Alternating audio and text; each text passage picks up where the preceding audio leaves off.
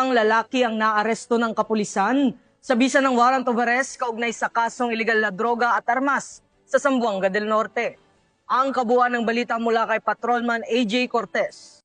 Naaresto ng mga tauhan ng Cebu Municipal Police Station, katuwang ang 2nd Zamboanga del Norte Provincial Mobile Force Company, ang isang wanted person sa isinagawang law enforcement operation bandang alas 5:30 ng hapon. Nito lamang ika-12 ng Oktubre taong kasalukuyan sa Barangay Nala, Cebu, Zamboanga del Norte. Kinilala ang naarestong sospek na si alias Aldi, 54 anyos, lalaki, may asawa at isang fish vendor na residente ng nasabing barangay.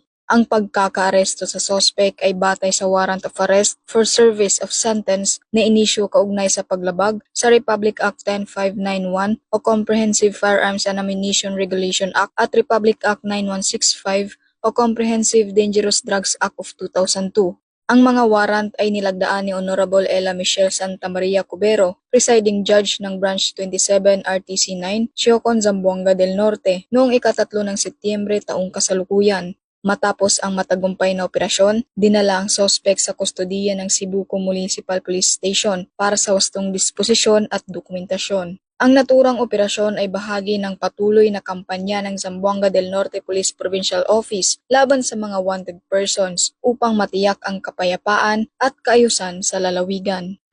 Mula dito sa tanggapan ng kapulisan sa Region Siam, ako ang inyong PNN correspondent, Patrolwoman AJ Cortez, alagad ng batas, tagataguyod ng Balitang Pulis.